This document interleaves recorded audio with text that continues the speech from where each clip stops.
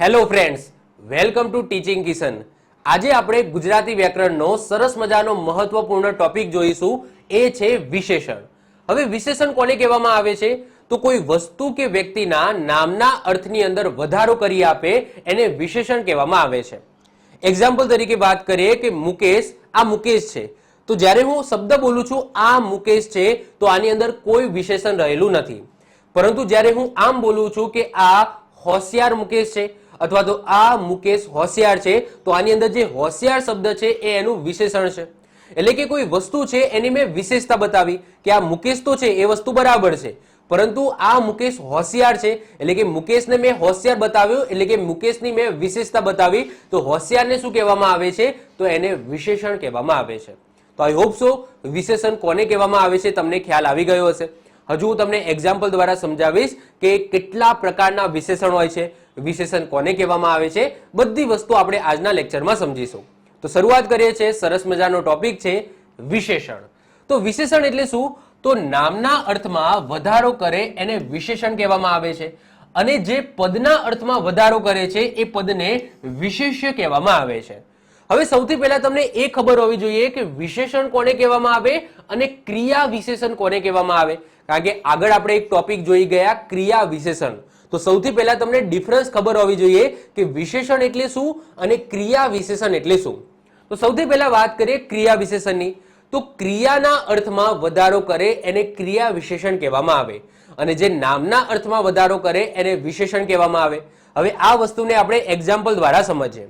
અહીં એક એક્ઝામ્પલ આપેલું છે, રમેશ હોશિયાર છે, તે જંગલમાં ધીમે ધીમે ચાલે છે। હવે આની અંદર ક્રિયા કઈ થાય છે? તો ચાલવાની ક્રિયા થાય છે કે રમેશ હોશિયાર છે, બરાબર છે, તે જંગલમાં ધીમે ધીમે ચાલે છે, તો અહીંયા ક્રિયા કઈ થાય છે? ચાલવાની ક્રિયા થાય છે, ચાલવાની ક્રિયા થાય છે। તો આ જે ક્રિયા છે એની અંદર વધારો કરે છે ધીમે ધીમે, એ ચાલે છે એ વસ્તુ તો બરાબર છે, પરંતુ કેવી રીતના ચાલે છે? ધીમે ધીમે ચાલે છે। એટલે કે આ ચાલવાની જે ક્રિયા છે એની અંદર કંઈક વધારો કરે છે, એની કંઈક વિશેષતા બતાવે છે, એટલા માટે આ જે ધીમે ધીમે છે એને ક્રિયા વિશેષણ કહેવામાં આવે। કારણ કે અહીંયા વિશેષણ તો છે, વિશેષણ તો બતાવે છે, પરંતુ કોનું વિશેષણ બતાવે છે? ક્રિયાનું વિશેષણ બતાવે છે, એટલા માટે ધીમે ધીમે એ ક્રિયા વિશેષણ કહેવામાં આવે। પરંતુ જ્યારે કોઈ નામ છે, પછી એ નામ વસ્તુનું પણ હોઈ શકે, એ નામ વ્યક્તિનું પણ હોઈ શકે, એની અંદર વધારો કરી આપે તો એને વિશેષણ કહેવામાં આવે છે।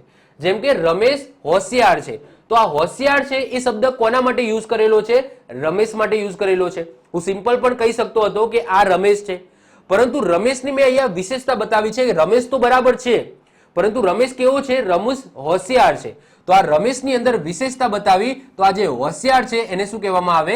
વિશેષણ કહેવામાં આવે। તો આઈ હોપ સો તમને ખબર પડી ગઈ હશે કે વિશેષણ કોને કહેવામાં આવે અને ક્રિયા વિશેષણ કોને કહેવામાં આવે। ક્રિયાના અર્થમાં વધારો કરે એને ક્રિયા વિશેષણ કહીશું, નામના અર્થમાં વધારો કરે એને વિશેષણ કહીશું। ઓકે, હવે વાક્યમાંથી વિશેષણ તમે કઈ રીતના શોધી શકો? તો વાક્યને તમારે કેવો, કેવી, કેવું, કેટલાથી આ ટાઈપનો પ્રશ્ન પૂછવાનો, તો તરત જ તમને શું જવાબ મળશે? વિશેષણ જવાબ મળશે। જેમ કે રમેશ હોશિયાર છે, તો આને ક્વેશ્ચન પૂછો, રમેશ કેવો છે, તો તરત જ વાક્ય કહે છે કે ભાઈ રમેશ હોશિયાર છે, તો આ હોશિયાર છે એ શું મળ્યું? તો આપણને વિશેષણ મળ્યું। તો આ રીતના તમે વાક્યને કેવો, કેવી, કેવું, કેટલાથી આ ટાઈપના પ્રશ્નો પૂછો તો તમને વિશેષણ મળે। એવું જરૂરી નથી કે તમને વિશેષણ જ મળે, તમને ક્રિયા વિશેષણ પણ મળે। એટલે કે તે જંગલમાં ધીમે ધીમે ચાલે છે, તે જંગલમાં કેવી રીતના ચાલે છે? તો ધીમે ધીમે, તો એનું ક્રિયા વિશેષણ પણ આ રીતના મળે। પરંતુ તમારે ક્વેશ્ચન જોવાનું કે તમને શું માંગ્યું છે, વિશેષણ માંગ્યું છે કે ક્રિયા વિશેષણ માંગ્યું છે। બીજી વસ્તુ કે જે ક્રિયા વિશેષણ હશે એ ક્રિયાની આગળ આવશે, જ્યારે તમને વિશેષણ હશે એ કાં તો નામની આગળ કાં તો નામની પાછળ તમને જોવા મળશે। એટલે કે તમે કેવું વડે તમે ક્વેશ્ચન પૂછો અને તમને જે જવાબ મળે છે એ તમારે જોવાનું ક્રિયાની નજીક છે કે નામની નજીક છે। જો નામની નજીક હોય તો એને વિશેષણ કહેવામાં આવે, ક્રિયાની નજીક હોય તો એને ક્રિયા વિશેષણ કહેવામાં આવે। ટૂંકમાં તમારે જોઈ લેવાનું, વાંચો તો પણ તમને ખબર પડી જાય કે ભાઈ ધીમે ધીમે ચાલે છે, એટલે કે આ ધીમે ધીમે જે શબ્દ છે એ ચાલવા માટે, હવે ચાલવાનું એ શું છે? ક્રિયા છે, એનો મતલબ કે આ ધીમે ધીમે શબ્દ છે એ ક્રિયા માટે યુઝ થયેલો છે, એટલા માટે આને ક્રિયા વિશેષણ કહેવામાં આવે। ઓકે, તો આઈ હોપ સો તમને અન્ડરસ્ટેન્ડ થઈ ગયું હશે કે વિશેષણ કોને કહેવામાં આવે અને ક્રિયા વિશેષણ કોને કહેવામાં આવે। હવે વાત કરીશું વિશેષણના પ્રકારની. તો વિશેષણના ટોટલ મુખ્ય 6 પ્રકાર છે. હવે આ 6 પ્રકાર કઈ રીતના પાડવામાં આવે છે? તો વિશેષણના ગુણધર્મના આધારે પાડવામાં આવે છે. કયા કયા 6 પ્રકાર છે? તો ગુણવાચક વિશેષણ, સંખ્યાવાચક વિશેષણ, સાર્વનામિક વિશેષણ, પરિમાણવાચક વિશેષણ, સ્વરૂપવાચક વિશેષણ અને વિશેષણનું વિશેષણ. તો આ રીતના 6 પ્રકાર પડે છે. એની અંદર પેટા પ્રકાર પણ રહેલા છે. જેમ કે ગુણવાચક વિશેષણ છે એના 3 પેટા પ્રકાર છે: રંગવાચક, સ્વાદવાચક અને આકારવાચક. એ જ રીતના સાર્વનામિક છે એની અંદર પણ 3 પેટા પ્રકાર છે: દર્શક, સાપેક્ષવાચક અને પ્રશ્નવાચક. અને જે સ્વરૂપવાચક છે એના પણ 2 પ્રકાર છે: વિકારી અને અવિકારી. હવે જુઓ, કોઈ પુસ્તકોની અંદર આ રીતના તમને પેટા પ્રકાર નહીં આપેલા હોય, તમને ડાયરેક્ટ આપી દીધું હશે રંગવાચક, સ્વાદવાચક, આકારવાચક આ વિશેષણના પ્રકાર છે, એવું નથી. ગુણવાચક એ મેન વિશેષણનો પ્રકાર છે. એની અંદર રંગવાચક, સ્વાદવાચક અને આકારવાચક આવે છે. તો દરેક પુસ્તકની અંદર અલગ અલગ હોઈ શકે છે. કોઈક વખત આ રીતના પેટા પ્રકાર ના આપેલા હોય, ડાયરેક્ટ વિશેષણના ક્રમ પણ આપી દે. એમાં તમે જુઓ તો એમાં 12-15 વિશેષણના પ્રકાર થઈ જાય. પરંતુ 12-15 નથી, 6 જેવા જ છે. મેન 6 છે, એની અંદર આ બધા પેટા પ્રકાર રહેલા છે. તો એનાથી આપણનો કોઈ મતલબ નથી કે ભાઈ વિશેષણના કેટલા પ્રકાર છે. જસ્ટ આપણે સમજવાનું છે કે ભાઈ રંગવાચક, સ્વાદવાચક, આકારવાચક, દર્શક, સાપેક્ષવાદ, પ્રશ્ન, વિકારી, અવિકારી, વિશેષણનું વિશેષણ, પરિમાણ, સાર્વનામ, સંખ્યા, ગુણવાચક શું છે એ આપણે સમજી લેવાનું છે. ક્લિયર? ચલો, તો 1 બાય 1 એક એક કરીને આપણે સમજવાનું છે. સૌથી પહેલા આવે છે ગુણવાચક વિશેષણ. હવે ગુણવાચક વિશેષણ એટલે શું? નામથી જ ખબર પડી જાય છે કે કોઈ વસ્તુ, પદાર્થ કે વ્યક્તિના વિશેષ ગુણ લક્ષણો દર્શાવે તો એવા શબ્દોને કેવા વિશેષણ કહેવામાં આવે? ગુણવાચક વિશેષણ કહેવામાં આવે. ઉદાહરણ તરીકે બગીચામાં સુંદર ફૂલો છે. બગીચામાં સુંદર ફૂલો છે. તો બગીચામાં ફૂલો છે, પરંતુ ફૂલો કેવા છે? મેં તમને આગળ કીધું હતું કે તમારે વિશેષણ શોધવું હોય તો આ રીતના પ્રશ્ન પૂછવાનો, કેવો, કેવી, આ રીતના તમે પ્રશ્ન પૂછો તો ડાયરેક્ટ તમને જવાબ મળી જશે.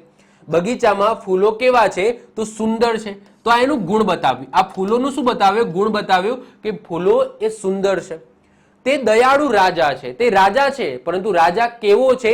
તો દયાળુ છે. તો આ દયાળુ એ વિશેષતા બતાવી કોની? રાજાની. પરંતુ આ એનો ગુણ છે. દયાળુ થવું એ એનો ગુણ છે. રમેશ હોશિયાર વિદ્યાર્થી છે. તો રમેશ વિદ્યાર્થી છે, પરંતુ કેવો વિદ્યાર્થી છે? તો હોશિયાર વિદ્યાર્થી છે. આ એનો ગુણ બતાવ્યો. ગાંધીજી સાદું જીવન જીવતા હતા. તો ગાંધીજી જીવન જીવતા હતા, પરંતુ કેવું જીવન જીવતા હતા? સાદું જીવન જીવતા હતા. તો એ જે સાદું છે એ શું બતાવે છે? વિશેષણ બતાવે છે. મનોજ શક્તિશાળી છોકરો છે. તો મનોજ છોકરો છે એ વસ્તુ તો બરાબર, પરંતુ મનોજ કેવો છોકરો છે? તો શક્તિશાળી છોકરો છે. તો શક્તિશાળી એ શું બતાવે છે? વિશેષણ બતાવે છે. મોનિકા સુંદર છોકરી છે. તો મોનિકા છોકરી છે, પરંતુ કેવી છોકરી છે? તો સુંદર છોકરી છે. તો આ એની શું બતાવે છે? વિશેષતા બતાવે છે. તો આઈ હોપ સો વિશેષતા કઈ રીતના શોધાય એ તમને ખ્યાલ આવી ગયો હશે. હવે એક્ઝામ પોઈન્ટ ઓફ વ્યૂથી વાત કરું કે એક્ઝામની અંદર કેવા ક્વેશ્ચનો પૂછાય. તો એક્ઝામમાં 2 ટાઈપના ક્વેશ્ચનો પૂછાઈ શકે. તમને કોઈ પણ વાક્ય આપેલું હોય અને તમને પૂછે કે આ વાક્યમાંથી વિશેષણ શોધો. જેમ કે સિમ્પલ બગીચામાં સુંદર ફૂલો છે. આ વાક્યમાંથી તમારે વિશેષણ શોધવાનું છે. ઓપ્શનની અંદર બગીચામાં પહેલો ઓપ્શન આવો હશે, બીજો ઓપ્શન સુંદર હશે, ત્રીજો ઓપ્શન ફૂલો હશે, ચોથો ઓપ્શન છે હશે. તો આ રીતના 4 ઓપ્શન બનાવીને આપી શકે. આ તો મેં અહીંયા સિમ્પલ એક્ઝામ્પલ લીધેલા છે. તમને એક આખા 2 વાક્યનું પણ તમને એક્ઝામ્પલ આપી શકે. એમાંથી પણ વિશેષણ શોધવાનું કે જેમ કે મેં આગળ તમને એક્ઝામ્પલની અંદર આ વાક્ય આપ્યું હતું જેની અંદર તમને 2 વાક્ય જોવા મળશે. હવે આ વાક્યમાંથી તમને વિશેષણ શોધવાનું કહી શકે. ક્લિયર? તો એક્ઝામની અંદર ગમે તે રીતના ક્વેશ્ચન પૂછાઈ શકે છે, પરંતુ આપણો જે કોન્સેપ્ટ ક્લિયર હોય કે ભાઈ વિશેષણ કોને કહેવામાં આવે, તમને આવડે અને આવડે. ચલો, બીજો કઈ રીતના ક્વેશ્ચન પૂછાય? બીજો આ રીતના ક્વેશ્ચન પૂછાય કે જે રીતના અહીંયા લખેલું છે એ રીતના કોઈ વાક્ય લખેલું હોય, વિશેષણ છે એના નીચે અંડરલાઈન કરેલી હોય, તમને પૂછે કે આ વિશેષણનો કયો પ્રકાર બતાવે છે. જેમ કે તે દયાળુ રાજા છે, દયાળુ નીચે અંડરલાઈન કરેલી છે. તો તમને પૂછે કે આ વિશેષણનો કયો પ્રકાર છે, તો તમને ખબર હોવી જોઈએ કે દયાળુ એ શું બતાવે છે? એ વ્યક્તિનો ગુણ બતાવે છે. તો આને ગુણવાચક વિશેષણ કહેવામાં આવે. ખ્યાલ આવ્યો? તો આ રીતના બંને રીતના એક્ઝામની અંદર ક્વેશ્ચન પૂછી શકે છે. ઓકે, હવે ગુણવાચક વિશેષણના પ્રકાર છે. મેં તમને આગળ વાત કરી એમ 3 પ્રકાર છે અને 3 પ્રકારના તમે નામ વાંચો ને તો તરત જ તમને આઈડિયા આવી જાય. જેમ કે પહેલું છે રંગવાચક વિશેષણ, એટલે કે વાક્યની અંદર રંગ બતાવે, કોઈ પણ વસ્તુ, કોઈ પણ વ્યક્તિ, એનીથિંગ, જો તમને રંગ બતાવે છે એ વસ્તુનું, તો સમજી લેવાનું કે એ જે રંગ છે એને રંગવાચક વિશેષણ કહેવામાં આવે. જેમ કે તે લાલ મરચું છે, એ મરચું છે એ બધાને ખબર છે, પરંતુ કેવું મરચું છે? તો લાલ મરચું છે. તો અહીંયા તમને રંગ દેખાય છે, આ લાલ એ રંગ છે, તો એટલા માટે એને રંગવાચક વિશેષણ કહેવામાં આવે. ચોમાસું આવતા લીલાછમ ખેતરો જોવા મળે છે, તો અહીંયા લીલાછમ એટલે કે લીલા રંગની વાત થઈ છે. તો આ લીલાછમ એ શું બતાવે છે? રંગ બતાવે છે, તો આને રંગવાચક વિશેષણ કહીશું. સૂર્ય સફેદ અને પીળો તડકો લાવે છે, તો અહીંયા સફેદ અને પીળો શું બતાવે છે? રંગ બતાવે છે, એટલા માટે રંગવાચક વિશેષણ કહેવામાં આવે. સિમ્પલ જ છે, નામ છે એવા ગુણ છે, એટલે કે આની અંદર રંગવાચક વિશેષણ એટલે કે વાક્યની અંદર કોઈ વસ્તુનું તમને રંગ બતાવે તો એ રંગને શું કહેવામાં આવે? રંગવાચક વિશેષણ કહેવામાં આવે. શોધી લેવાનું કે એ વાક્યમાં ક્યાં રંગ બતાવ્યો છે. લાલ, લીલાછમ, સફેદ, પીળો, વાદળી, જાંબલી, આ ટાઈપના શબ્દો તમને જોવા મળે તો સમજી લેવાનું કે એ શું છે? રંગવાચક વિશેષણ છે. એના પછી આવે છે સ્વાદવાચક વિશેષણ. તો જેવા ગુણ છે એવા નામ છે. જેમ કે અહીંયા સ્વાદ બતાવતું હશે, લીમડો કડવો હોય છે, તો અહીંયા કડવો શું બતાવે છે? સ્વાદ બતાવે છે. લીમડો કેવો હોય છે? તો લીમડો કડવો હોય છે, તો આ કડવો એ સ્વાદ બતાવ્યો લીમડાનો, તો એને સ્વાદવાચક વિશેષણ કહેવામાં આવે.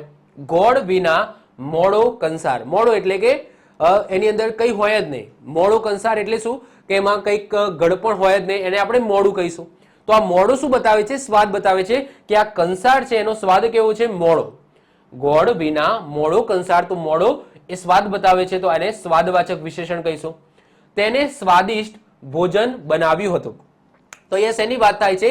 ભોજનની વાત થાય છે. કેવા ભોજનની? તો સ્વાદિષ્ટ. તો સ્વાદિષ્ટ શું છે? એ વન ટાઈપ ઓફ સ્વાદ જ છે. એ સ્વાદ ગમે તે હોઈ શકે છે, પરંતુ ટેસ્ટી, સ્વાદિષ્ટ આવા શબ્દો જોવા મળે એ પણ શેમાં આવશે? સ્વાદવાચક વિશેષણની અંદર આવશે. ખાટી છાશ, તો છાશ એ કેવી છે? ખાટી છે, તો એ શું છે?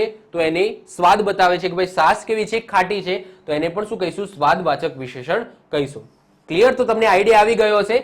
જેવા નામ છે એવા એના ગુણ છે, એવા ઉદાહરણ છે. એના પછી આવે છે આકારવાચક વિશેષણ. તો વાક્ય છે એની અંદર ક્યાંક ને ક્યાંક તમને આકાર જોવા મળશે. જેમ કે આ વર્ગખંડ લંબચોરસ છે, તો આ લંબચોરસ શું છે? તો વર્ગખંડ છે. તો આ શું બતાવ્યું? આકાર બતાવ્યો કે આ જે વર્ગખંડ છે એ લંબચોરસ છે. પૃથ્વી ગોળ છે, તો આ ગોળ શું બતાવે છે? આકાર બતાવે છે. મારું ખેતર સર્પાકાર છે, તો આ સર્પાકાર એ પણ આકાર જ છે. કેવો? સર્પાકાર. તો મારું ખેતર સર્પાકાર છે, તો સર્પાકાર એ આકારવાચક વિશેષણ છે.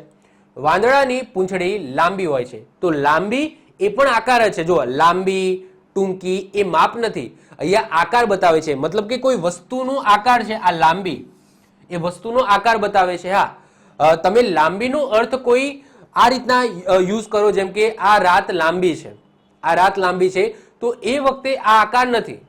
આ રાત લાંબી છે એ પોઈન્ટ ઓફ વ્યૂમાં લાંબીનો અર્થ કંઈક બીજો થાય છે. પરંતુ અહીંયા વાંદરાની પૂંછડીની વાત કરી છે, જે આપણે જોઈ શકીએ છીએ, એનો આકાર જોઈ શકીએ છીએ, એ અર્થમાં અહીંયા લાંબી કીધું છે. તો અહીંયા આ લાંબી એ આકારવાચક વિશેષણની અંદર આવશે. તેને ચોરસ ફોટામાં ચિત્ર દોર્યું હતું, તો આ ચોરસ શું થશે? તો આ ચોરસ એ આકાર બતાવે છે, તો આકારવાચક વિશેષણ થશે. તો ગુણવાચક વિશેષણના આ રીતના 3 પ્રકાર પડે છે, અને 3 પ્રકાર એકદમ સિમ્પલ છે. નામ ઉપર જાઓ, નામથી સમજી લો કે ભાઈ આ શું કહેવા માંગે છે. રંગવાચક વિશેષણ રંગ બતાવે એને રંગવાચક વિશેષણ કહેવામાં આવે. સ્વાદ બતાવે એને સ્વાદવાચક વિશેષણ કહેવામાં આવે, અને આકાર બતાવે એને આકારવાચક વિશેષણ કહેવામાં આવે. સિમ્પલ. ખ્યાલ આવ્યો? ચલો આગળ વધીએ છીએ. બીજા નંબરનો જે પ્રકાર આવે છે એ આવે છે સંખ્યાવાચક વિશેષણ. સંખ્યાવાચક વિશેષણને ક્રમવાચક વિશેષણ પણ કહેવામાં આવે છે. જેવું નામ છે એવા ગુણ છે. સંખ્યાવાચક વિશેષણ એટલે કે સંખ્યા બતાવે અથવા તો ક્રમ બતાવે, તો એવા વિશેષણને સંખ્યાવાચક વિશેષણ કહેવામાં આવે છે. તો સંખ્યા ધરાવતું પદ જે નામના અર્થમાં વધારો કરે એને સંખ્યાવાચક વિશેષણ કહેવામાં આવે. જેમ કે 5, 10, 15, 25, પ્રથમ, દ્વિતીય, છેલ્લું, પહેલું, આ બધા શબ્દો છે એ સંખ્યાવાચક વિશેષણના શબ્દો છે. એક્ઝામ્પલ જોઈએ એટલે આપણને વધારે આઈડિયા આવે. પહેલું એક્ઝામ્પલ જુઓ. વર્ગમાં 40 વિદ્યાર્થીઓ હાજર છે. તો વર્ગમાં વિદ્યાર્થીઓ હાજર છે બધાને ખબર છે, પરંતુ કેટલા વિદ્યાર્થીઓ હાજર છે? કેટલાથી તમે ક્વેશ્ચન પૂછો તો 40. તો વિદ્યાર્થીઓની સંખ્યા બતાવી છે આ 40. મેં તમને કીધું હતું કે નામ પછી એ નામ વિદ્યાર્થીઓ હોઈ શકે, કોઈ સજીવ હોઈ શકે, કોઈ નિર્જીવ હોઈ શકે, એનીથિંગ હોઈ શકે, પરંતુ નામના અર્થમાં એ વધારો કરે છે એટલા માટે એને વિશેષણ કહેવામાં આવે. તો અહીંયા જે 40 છે એ વિશેષણ થશે અને 40 એ આંકડો બતાવે છે, સંખ્યા બતાવે છે, એટલા માટે એને સંખ્યાવાચક વિશેષણ કહેવામાં આવે. તે મારાથી ત્રીજા ક્રમે બેઠેલો છે, એટલે કે બેસે છે અથવા તો બેઠેલો છે. તો આ જે ત્રીજા છે એ શું બતાવે છે? સંખ્યા બતાવે છે, એટલા માટે સંખ્યાવાચક વિશેષણ. તેને 5 ડઝન કેરીઓ લીધી. કેટલી? 5 ડઝન કેરીઓ લીધી. તો આ 5 ડઝન એ શું છે? સંખ્યા બતાવે છે, તો અહીંયા સંખ્યાવાચક વિશેષણ આવશે. બગીચામાં 10 બાકડા મૂકેલા છે, તો આ વસ્તુ છે એની સંખ્યા બતાવે છે 10, તો 10 એ સંખ્યા બતાવે છે, એટલા માટે સંખ્યાવાચક વિશેષણ. પાંચમો ખેલાડી હોશિયાર છે, તો એ પણ સંખ્યા બતાવી ને કે 1 2 3 4 અને 5. પાંચમા નંબરનો જે ખેલાડી છે એ હોશિયાર છે, તો અહીંયા ક્રમ પણ બતાવ્યો છે. તો મેં તમને કીધું કે આની અંદર બે વસ્તુ આવે, સંખ્યા બતાવેલી હોય અથવા તો ક્રમ બતાવેલો હોય. ક્રમ બતાવેલો હોય તો પણ આન્સર શું આવશે? સંખ્યાવાચક વિશેષણ જ આવશે. તો અહીંયા પાંચમો શું બતાવે છે? ક્રમ બતાવે છે કે પહેલો, બીજો, ત્રીજો, ચોથો અને પાંચમો વિદ્યાર્થી છે એ હોશિયાર છે. છઠ્ઠા નંબરે જુઓ, પરીક્ષામાં મમતા પ્રથમ ક્રમે આવી. તો આ ક્રમ બતાવે છે, પ્રથમ સંખ્યા પણ બતાવે, ક્રમે પણ બતાવે, તો આને શું કહેવામાં આવે? સંખ્યાવાચક વિશેષણ કહીશું. ઝાડ નીચે 5 વિદ્યાર્થીઓ બેઠા છે, તો આ 5 સંખ્યા બતાવે છે, તો સંખ્યાવાચક વિશેષણ. આ ત્રણેય પાત્રો નાટકના નથી, તો આ ત્રણેય પાત્રો એટલે કે સંખ્યા બતાવે છે 1 2 અને 3. આ ત્રણ પાત્રો છે એ નાટકના નથી, તો આ પણ શું બતાવે છે? સંખ્યા બતાવે છે. મારો ક્રમ વર્ગમાં ચોથો છે, તો અહીંયા ક્રમ બતાવે છે કે વર્ગમાં એનો ક્રમ ચોથો છે, તો એ પણ સંખ્યાવાચક વિશેષણમાં આવશે. તેની તાકાત 15 માણસો બરાબર હતી, તો કેટલા માણસો? 15 માણસો બરાબર હતી એની તાકાત. તો આ 15 શું બતાવે છે? સંખ્યા બતાવે છે, તો આને શું કહેવામાં આવે? સંખ્યાવાચક વિશેષણ કહેવામાં આવે. તો આ પણ સિમ્પલ છે કે ભાઈ સંખ્યાવાચક વિશેષણ એટલે શું? કે સંખ્યા અથવા તો ક્રમ બતાવતા શબ્દો 10 25 20, પ્રથમ, દ્વિતીય, પહેલો, છેલ્લો, તો આને શું કહેવામાં આવે? સંખ્યાવાચક વિશેષણ કહેવામાં આવે છે. સિમ્પલ છે. ઓકે, વધારે કઈ આમાં માથાકૂટ જેવું હતું નથી. ચલો વધીએ છીએ. એના પછી આવે છે ત્રીજા નંબરે પરિમાણવાચક વિશેષણ. પરિમાણ, પરિમાણનો મતલબ શું થાય? જથ્થો, માપ. તો જથ્થો, માપ બતાવતા જે શબ્દો છે એને શું કહેવામાં આવે? પરિમાણવાચક વિશેષણ કહેવામાં આવે. તો પરિમાણ એટલે કે જથ્થો કે માપ, તો નામનો જથ્થો કે માપ દર્શાવતા શબ્દો એટલે પરિમાણવાચક વિશેષણ. એમાં કેવા શબ્દો તમને જોવા મળશે? અડધી, વિશાળ, અનહદ, અપરંપાર, અનેક, અધિક, જૂજ. જૂજનો મતલબ થાય થોડા. જરા, ભરચક, સહેજ, અતિ, અતિશય, વિપુલ, અલ્પ, ઘણું, અસીમ, ભરપૂર, આવા બધા શબ્દો જોવા મળે જે કંઈક ના કંઈક નામ છે એની વિશેષતા બતાવવા માટે યુઝ થયેલા હોય, ત્યારે આને શું કહીશું આપણે? પરિમાણવાચક વિશેષણ કહીશું. ખ્યાલ આવે છે? જો એવું નહીં કે ભાઈ આવા શબ્દો દેખાય એટલે સમજી લેવાનું કે આ પરિમાણવાચક વિશેષણ છે, ના. આ બધા શબ્દો એ નામની વિશેષતા માટે થયા હોય, નામની વિશેષતા બતાવવા માટે યુઝ થયા હોય, ત્યારે આપણે આને લખીશું પરિમાણવાચક વિશેષણ. ખ્યાલ આવે છે? તો અહીંયા તમે જોઈ શકો છો પરિમાણ બતાવે છે અડધી. કોઈ વસ્તુ છે અડધી, તો એનું પરિમાણ બતાવ્યું, એનો જથ્થો બતાવ્યો, એનું માપ બતાવ્યું. અનહદ, હું તને અનહદ પ્રેમ કરું છું એટલે કે ખૂબ પ્રેમ કરું છું. વિશાળ, આ દરિયો વિશાળ છે, તો આ એનો જથ્થો બતાવે ને કે આ દરિયો વિશાળ છે. અનેક, અનેક પણ શું છે? કંઈક ના કંઈક આપણે જથ્થો બતાવે છે કે ત્યાં તો બહુ અનેક આ બધી વસ્તુઓ પડી છે. અધિક, જથ્થો બતાવે છે. જૂજ, જૂજનો મતલબ થાય થોડા. જરા, જરા પણ થોડાના અર્થમાં હોય. ભરચક એટલે કે કહેવાય કે આ કોથળીની અંદર ભરચક બોલ હતા, તો આ શું બતાવ્યું? તો એનો જથ્થો બતાવ્યો. સહેજ, થોડું. અતિશય, અતિશય, અતિ, વિપુલ, અલ્પ, ઘણું, અસીમ, ભરપૂર, આ બધા શબ્દો તમને ખ્યાલ આવી ગયો હશે કે શું બતાવે છે? જથ્થો અથવા તો માપ બતાવે છે. ચલો ઉદાહરણ જોઈએ એટલે આપણને વધારે આઈડિયા આવે. પહેલું ઉદાહરણ છે સભા ભરચક હતી. એનો મતલબ શું? કે સભા છે એ કેવી હતી? ભરચક હતી. ભરચકનો મતલબ ફૂલ હતી. તો આ ભરચક શું બતાવે છે? જથ્થો બતાવે છે, માપ બતાવે છે કે સભા કેવી હતી? ભરચક હતી. તો ભરચક એ પરિમાણવાચક થશે. મને થોડા ફળ આપો, તો મને ફળ આપો, પરંતુ કેટલા ફળ આપો? થોડાક જ ફળ આપો. તો થોડા શું બતાવે છે? તો એ પરિમાણ બતાવે છે, જથ્થો બતાવે છે, માપ બતાવે છે. ગઈ રાત્રિએ ખૂબ વરસાદ પડ્યો, તો અહીંયા વરસાદનો માપ બતાવવામાં આવ્યું છે કે કેટલો વરસાદ પડ્યો? તો ખૂબ વરસાદ પડ્યો, તો ખૂબ એ પરિમાણ છે. ફળિયામાં વિશાળ વડનું ઝાડ છે. વિશાળ વિશાળનો આ એક જથ્થો બતાવે છે. વડનું ઝાડ છે એ તો બધાને ખબર છે, પરંતુ કેવું છે તો વિશાળ છે. તો વિશાળ એ શું બતાવે છે? જથ્થો, એક માપ બતાવે છે, પરિમાણવાચક કહીશું. નદીમાં ભરપૂર પાણી છે, ભરપૂર એ જથ્થો બતાવે છે.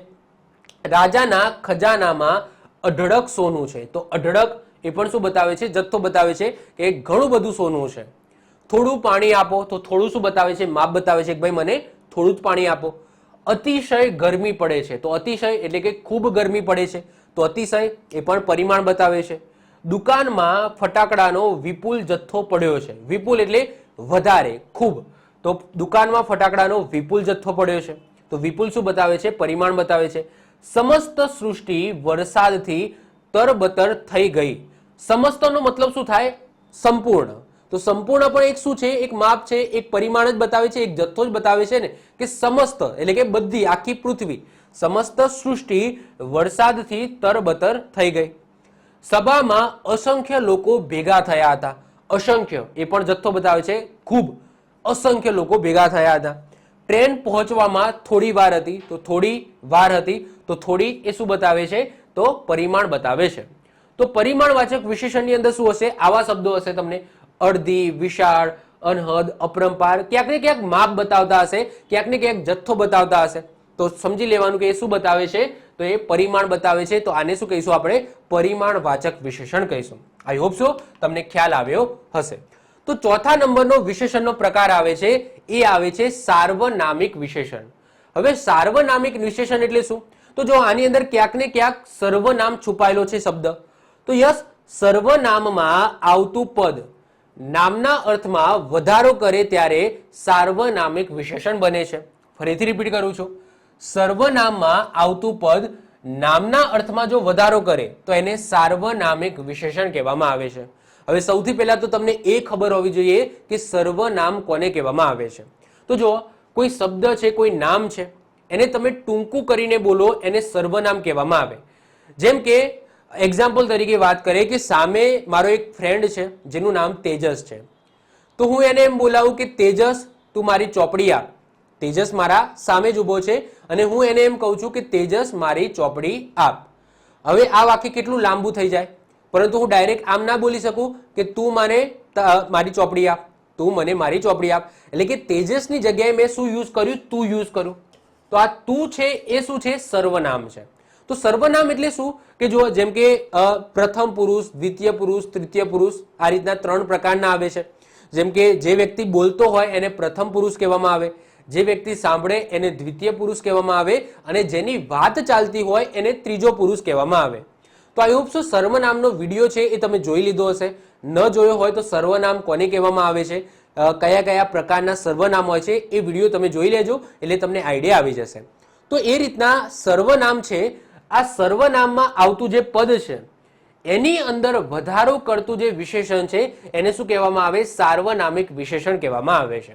હવે સાર્વનામિક વિશેષણો કયા કયા છે? તો તેઓ છે, તેમની છે, મારું છે, આપણું છે, અમારું છે, વગેરે વગેરે સાર્વનામિક વિશેષણો છે. ચલો એક્ઝામ્પલ જોઈએ એટલે આપણને વધારે આઈડિયા આવે. એક્ઝામ્પલ જુઓ, પારકી ખુશામત કરવી સારી નહીં. તો એ જે પારકી શબ્દ છે, પારકીનો મતલબ શું થાય? કે જે રિલેશનમાં ના હોય, પારકું હોય, તો એના માટે આ યુઝ કરેલો શબ્દ છે પારકી. તો આ પારકીને સાર્વનામિક વિશેષણ કહેવામાં આવે. આપણે કહીએ છીએ ને પારકી આશા સદા નિરાશા, એટલે કે આપણે કંઈક ત્રીજાની વાત કરીએ છીએ. આપણે બંને બોલીએ છીએ પારકી આશા સદા નિરાશા, એટલે કે પારકી એટલે કે બીજાની, જેના જોડે આપણો કોઈ સંબંધ ન હોય એને પારકું કહેવામાં આવે. તો પારકી આશા સદા નિરાશા, એમાં જે પારકી શબ્દ છે એ સર્વનામ છે. અમારો પ્રવાસ આગળ ચાલ્યો, તો અમારો, અમારો એટલે કે આપણો, તો અમારો એ શું બતાવે છે? એ પણ એક સર્વનામ છે. જો સર્વનામ શું છે એ તમને ખબર ન હોય તો પહેલા સર્વનામનો જે વિડીયો છે એ જોઈ લેજો, એના પછી તમે આ શબ્દોને પકડજો, વધારે આઈડિયા આવશે. અમે અમદાવાદ પહોંચી ગયા હતા, તો અમે શું બતાવે છે? સર્વનામ બતાવે છે. તો આની અંદર કંઈક ના કંઈક વિશેષતા બતાવે છે. આપણું શહેર સંસ્કારી ગણાય છે, તો આપણું એ શું છે? સાર્વનામિક વિશેષણ છે. તેઓ હંમેશા દેશની આઝાદી માટે તૈયાર રહેતા, તો તેઓ શું બતાવે છે? સાર્વનામિક વિશેષણ બતાવે છે. તેમની ઉદારતા જ એમને મહાન બનાવે છે, તો તેમની શું બતાવે છે? તો તેમની એ સાર્વનામિક વિશેષણ બતાવે છે. તો સાર્વનામિક વિશેષણની અંદર કેવા શબ્દો હશે? આવા હશે: તેઓ, તેમની, મારી, આપણું, અમારું, અમે, તેઓ, આવા બધા શબ્દો તમને જોવા મળે. મતલબ કે એવા શબ્દો જે આપણે સર્વનામ માટે યુઝ કરીએ છીએ. સર્વનામ શું છે મેં થોડું તમને બેઝિક આઈડિયા તો આપી દીધો છે. તો એવા બધા શબ્દો જો વાક્યની અંદર બતાવે તો એને શું કહેવામાં આવે? સાર્વનામિક વિશેષણ કહેવામાં આવે છે. હવે સાર્વનામિક વિશેષણના 3 પ્રકાર પડે છે, 3 પેટા પ્રકાર છે: દર્શક, સાપેક્ષવાચક અને પ્રશ્નવાચક. સિમ્પલ છે, સમજો. સૌથી પહેલા વાત કરીએ દર્શક વિશેષણ. એટલે કે જ્યારે તમે આંગળી ચીંધીને કંઈક વસ્તુ તમે બતાવો છો, કોઈ વ્યક્તિને બતાવો છો, તો એ વખતે જે વિશેષણ બને છે તો એને દર્શક વિશેષણ કહેવામાં આવે. ફરીથી રિપીટ કરું છું, દર્શક. દર્શક એટલે શું? કે તમે આંગળી ચીંધીને બોલો છો, તો સામે કોઈ વસ્તુ પડેલી હોય કે કોઈ વ્યક્તિને તમે આંગળી ચીંધીને બતાવો છો અને એની અંદર કોઈક વિશેષતા તમે બતાવો છો તો એને શું કહેવામાં આવે? દર્શક વિશેષણ કહેવામાં આવે. ઉદાહરણ જોઈએ એટલે તમને વધારે આઈડિયા આવશે. આ મોબાઈલ મારો છે, એટલે કે અહીંયા કોઈ મોબાઈલ પડેલો હોય તો હું આને એમ કહું કે આ મોબાઈલ મારો છે, તો આ શું થશે? તો એ થશે તમારો દર્શક વિશેષણ. એટલે કે તમે આંગળી ચીંધીને એ વસ્તુ બતાવી છે કે આ મોબાઈલ મારો છે. પેલા ભાઈ ક્યાંથી આવ્યા છે? એટલે કે એ ભાઈ મારા હાજર છે, મને દેખાય છે અને હું આંગળી ચીંધીને કહું છું કે પેલા ભાઈ ક્યાંથી આવ્યા છે, તો આ પેલા શબ્દ શું થશે? દર્શક વિશેષણ થશે. તે મારો નાનો ભાઈ છે, તો તે મારો નાનો ભાઈ છે. તમે આંગળી ચીંધીને કીધું કે પેલો છે ને એ મારો નાનો ભાઈ છે, તે છે ને એ મારો નાનો ભાઈ છે, તો તે શું થશે? દર્શક વિશેષણ થશે. પેલી છોકરી સરસ ગાય છે, તો પેલી છોકરી એનો મતલબ શું? કે એ નજરની સામે છે અને તમે આંગળી ચીંધીને બોલો છો કે પેલી છોકરી સરસ ગાય છે, તો આને દર્શક વિશેષણ કહીશું. આ ફૂલ મને બહુ ગમે છે, આ ફૂલ મને બહુ ગમે છે એનો મતલબ શું? કે એ ફૂલ મારા જોડે જ છે, મારી નજરની સામે છે અને હું કોઈકને કહું છું કે આ ફૂલ મને બહુ ગમે છે. પેલું છોકરું કેમ રડે છે? તો કોઈ છોકરું રડતું હોય તો એ મારી સામે રડે છે, તો હું કોઈકને કહું છું કે ભાઈ પેલું છોકરું કેમ રડે છે. મતલબ કે એ વસ્તુ કે વ્યક્તિ જે મારી સામે છે અને હું આંગળી ચીંધીને હું કહું છું, એને સંબોધિત કરું છું કે આ છોકરું કે આ પેન કે આ ફૂલ, ત્યારે જે આગળના જે શબ્દો આવે છે આ, પેલા, તે, પેલી, આ, પેલું, તો આને શું કહેવામાં આવે? દર્શક વિશેષણ કહેવામાં આવે. ખ્યાલ આવી ગયો? ચલો, એના પછી આવે છે સાપેક્ષ વાચક વિશેષણ, જેની અંદર સાપેક્ષતા બતાવી હોય, જેમાં જે, તે, જેવા, તેવા આવા બધા શબ્દો તમને જોવા મળશે. જેમ કે જેવા બાપ એવા બેટા, તો અહીંયા લીટી અહીંયા આવશે, અહીંયા નહીં આવે. ઓકે, જેવા બાપ એવા બેટા, એટલે કે અહીંયા સાપેક્ષતા બતાવી છે કે જેવા બાપ હોય એવા જ બેટા હોય.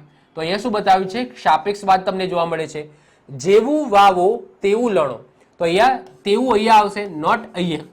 તો જેવું વાવો તેવું લણો, એટલે કે જેવું વાવશો એવું જ લણવાનું થશે. જેટલું જોઈએ એટલું માગો, એટલે કે જેટલું જોઈએ એટલું જ તમે માગો. જેવું બી એવું અંકુર, જે ગમશે તે લઈશું, તો અહીંયા તમને જુઓ જે, તે, જેવું, એવું, જેટલું, એટલું, જેવું, તેવું, જેવા, એવા આવા બધા શબ્દો જોવા મળશે. એટલે કે સાપેક્ષની અંદર અહીંયા વાત કરવામાં આવી હશે, જે, તે, જેવું, તેવું, આમ, તેમ, જે ગમશે તે લઈશું. તો એ શું બતાવે છે? સાપેક્ષ વાત તમને જોવા મળે છે. તો આવા વિશેષણને શું કહેવામાં આવે છે? સાપેક્ષ વાચક વિશેષણ કહેવામાં આવે છે. ખ્યાલ આવે છે? એના પછી આવે છે પ્રશ્નવાચક વિશેષણ. હવે પ્રશ્નવાચક વિશેષણ એટલે શું? કે જ્યારે તમે ક્વેશ્ચન કરો છો અને જે શબ્દ દ્વારા ક્વેશ્ચન છે એ બતાવવામાં આવે તો એને શું કહેવામાં આવે? પ્રશ્નવાચક વિશેષણ કહેવામાં આવે. એટલે કે વાક્યના પાછળ તમે ક્વેશ્ચન માર્ક તો મૂકી દીધો, પરંતુ એ ક્વેશ્ચન માર્ક મૂકવાની જરૂર કેમ પડી? કયા શબ્દના લીધે તમે પાછળ ક્વેશ્ચન માર્ક મૂક્યો? તો એ શબ્દને શું કહેવામાં આવે? પ્રશ્નવાચક વિશેષણ કહેવામાં આવે. જેમ કે કયો માણસ વધુ પરિશ્રમ કરે છે, તો અહીંયા પાછળ ક્વેશ્ચન માર્ક મૂક્યો, પરંતુ ક્વેશ્ચન માર્ક મૂકવાની જરૂર કેમ પડી? કયા શબ્દના માટે કરી? તો કયો, એટલે કે આપણે પૂછીએ છીએ કે કયો માણસ વધુ પરિશ્રમ કરે છે, તો આ કયા શબ્દના કારણે મેં પાછળ ક્વેશ્ચન માર્ક મૂક્યું છે? કારણ કે મારે એ માણસ શોધવાનો છે, તો આ કયો શબ્દ એ માણસ શોધવામાં મને મદદ કરશે. ક્લિયર? તો કયો માણસ પરિશ્રમ કરે છે, તો આ જે કયો શબ્દ છે ને એ પ્રશ્ન બતાવે છે, પ્રશ્ન પૂછવા માટેનો શબ્દ છે. જેમ કે તમે શું વસ્તુઓ લાવ્યા છો, તો એ જે ક્વેશ્ચન માર્ક કર્યો, તો એ ક્વેશ્ચન માર્ક કેમ કર્યો? કારણ કે શું થી મેં ક્વેશ્ચન પૂછ્યો છે કોઈકને કે તમે શું વસ્તુઓ લાવ્યા છે, તો શું છે એ શું થશે? પ્રશ્નવાચક વિશેષણ થશે. તેઓ કઈ જગ્યાએ જવાના છે, તો આ જે કઈ શબ્દ છે એના લીધે પાછળ ક્વેશ્ચન માર્ક આવે છે. તમે તેઓ કઈ જગ્યાએ જવાના છે? તો કઈ એ પ્રશ્નવાચક વિશેષણ થશે. પરીક્ષામાં કેવા પ્રશ્નો પૂછવાના છે? તો અહીંયા જે કેવા છે એનાથી જ પાછળ ક્વેશ્ચન માર્ક આવે છે. તો આ કેવા છે એને પ્રશ્નવાચક વિશેષણ કહેવામાં આવે. તો આ રીતના સાર્વનામિક વિશેષણની અંદર 3 પેટા પ્રકાર પડે છે. દર્શક વિશેષણ એટલે કે તમારી સામે એ વસ્તુ કે વ્યક્તિ છે, તમે આંગળી ચીંધીને તમે બોલો છો કે આ વસ્તુ કે આ વસ્તુ કે પેલી વસ્તુ કે આ, તો આ જે આ પેલી એ જે અત્યારે આંગળી ચીંધીને બોલો છો તો એને દર્શક વિશેષણ કહેવામાં આવે. એના પછી સાપેક્ષ, જે તે, જેવું તેવું, તેટલું એટલું, તો આવા જ્યારે પેરમાં તમને આ ટાઈપના શબ્દો જોવા મળે તો એને સાપેક્ષવાચક વિશેષણ કહેવામાં આવે. અને જે શબ્દો દ્વારા તમે ક્વેશ્ચન પૂછો છો તો એ શબ્દ છે એને પ્રશ્નવાચક વિશેષણ કહેવામાં આવે. ઓકે, તો આ સાથે આપણો ચોથો પ્રકાર અહીંયા પૂરો થાય છે. એના પછી વિશેષણનો 5મો પ્રકાર આવે છે સ્વરૂપવાચક વિશેષણ. હવે સ્વરૂપવાચક વિશેષણના 2 પ્રકાર છે અને બંને પ્રકાર સિમ્પલ છે અને બંને પ્રકાર બહુ જ મહત્વના છે. જો વિશેષણમાંથી ક્વેશ્ચન પૂછાય છે ને તો 80% ચાન્સીસ હોય છે કે આ બંનેમાંથી જ ક્વેશ્ચન પૂછાય છે. વિકારી અને અવિકારી આ શબ્દો યાદ રાખજો. બંને શું કહેવા માંગે છે, બંનેનું મિનિંગ શું છે એ તમારે ખાસ સમજવાનો છે. હવે વિકારી વિશેષણ અને અવિકારી વિશેષણ કોને કહેવામાં આવે? વિકારી એટલે એવા વિશેષણ, તો જો લિંગ બદલાય ને તો વિશેષણ બદલાઈ જાય, તો એવા વિશેષણને વિકારી વિશેષણ કહીશું.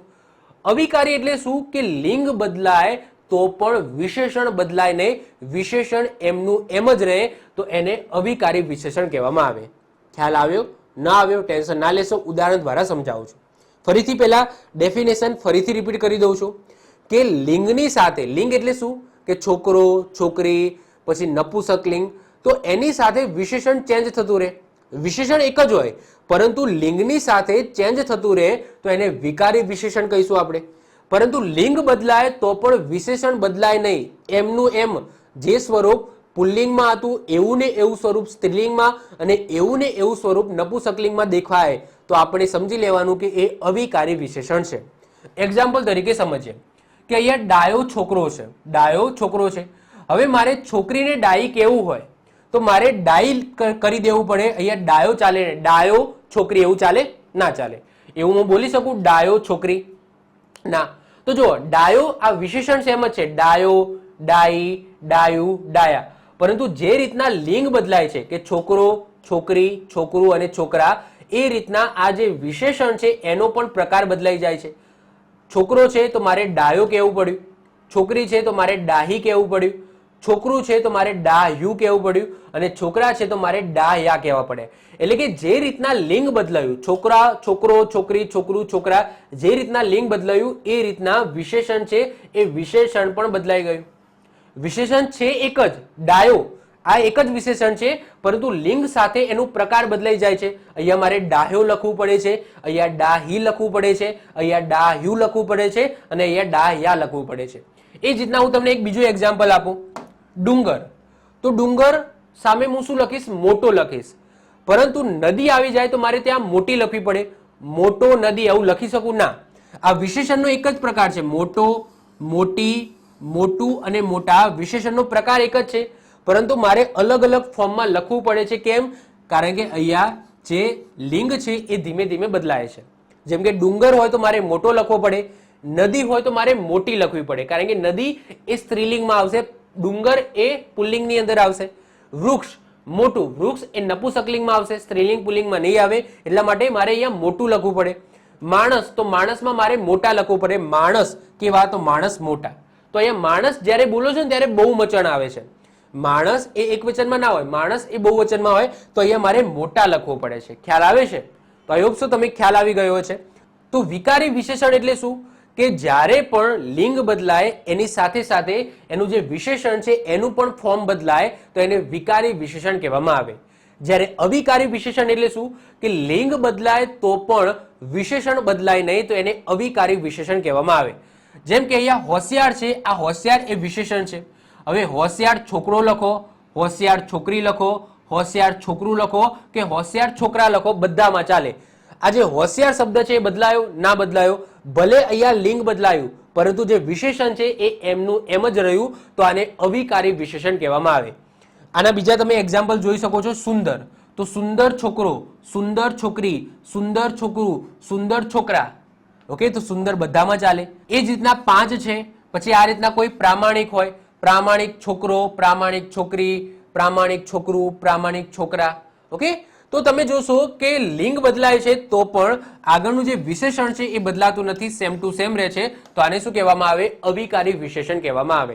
તો યાદ રાખજો, વિકારી એટલે કે લિંગ સાથે વિશેષણ બદલાય એને વિકારી વિશેષણ કહીશું, અને લિંગ સાથે વિશેષણ ન બદલાય, સેમ ટુ સેમ રહે, તો એને અવિકારી વિશેષણ કહેવામાં આવે છે. ખ્યાલ રાખજો. ઓકે, તો આ સ્વરૂપવાચક વિશેષણના 2 પ્રકાર છે. એના પછી છેલ્લે વાત કરીએ વિશેષણનું વિશેષણ. હવે વિશેષણનું વિશેષણ નામથી જ ખબર પડી જાય છે કે જ્યારે તમે વિશેષણ માટે પણ વિશેષણનો યુઝ કરો તો એને શું કહેવામાં આવે? વિશેષણનું વિશેષણ કહેવામાં આવે છે.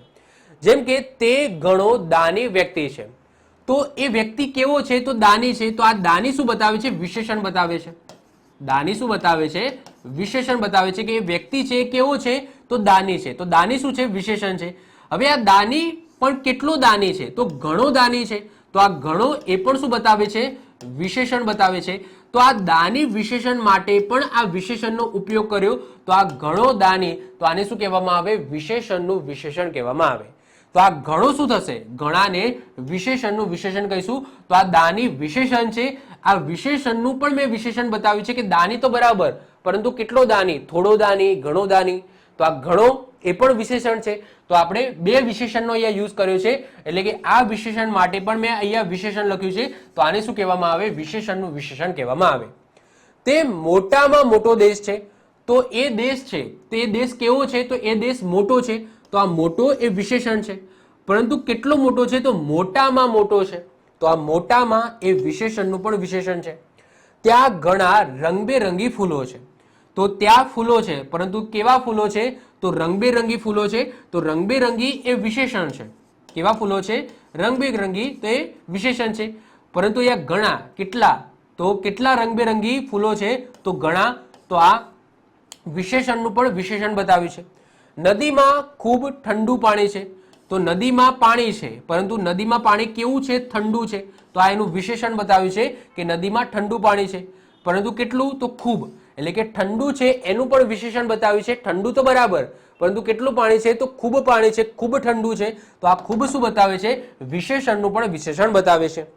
તે સુંદરમાં સુંદર મકાન છે, તો સુંદર એ વિશેષણ છે. સુંદરમાં સુંદર એટલે કે સુંદરનું પણ આગળ વિશેષણ બતાવ્યું સુંદરમાં, તો એ વિશેષણનું વિશેષણ થશે. ત્યાં સુંદર ચોરસ બગીચો છે. ત્યાં બગીચો છે કેવો છે? ચોરસ છે. તો આ આકારવાચક વિશેષણ છે, પરંતુ એની આગળ પણ ગુણ બતાવે છે કે ભાઈ ચોરસ બગીચો તો બરાબર છે, પરંતુ કેવો? તો સુંદર છે. તો ગુણ પણ બતાવ્યું છે. તો અહીંયા વિશેષણનું પણ અહીંયા વિશેષણ બતાવ્યું છે. ત્યાં ઘણી રંગબેરંગી રકાબી છે, તો રંગબેરંગી એ વિશેષણ છે. ઘણી એ વિશેષણનું પણ અહીંયા વિશેષણ બતાવવામાં આવ્યું છે. તો આઈ હોપ સો તમને ખ્યાલ આવી ગયો હશે. તો એક જ વાક્યની અંદર એક કરતા વધારે વિશેષણ હોય તો એવા પ્રકારને આપણે ક્યાં મૂકીશું? વિશેષણના વિશેષણની અંદર મૂકીશું. ઓકે, તો આ રીતના આપણા વિશેષણના 6 પ્રકાર અહીંયા પૂરા થાય છે. આઈ હોપ સો 6 પ્રકાર તમને ખ્યાલ આવ્યા હશે. તો આ સાથે આપણો વિશેષણનો ટોપિક અહીંયા પૂરો થાય છે. મળીશું નવા ટોપિક સાથે. ત્યાં સુધી વાંચતા રહો. All the best. જય હિન્દ, જય ભારત.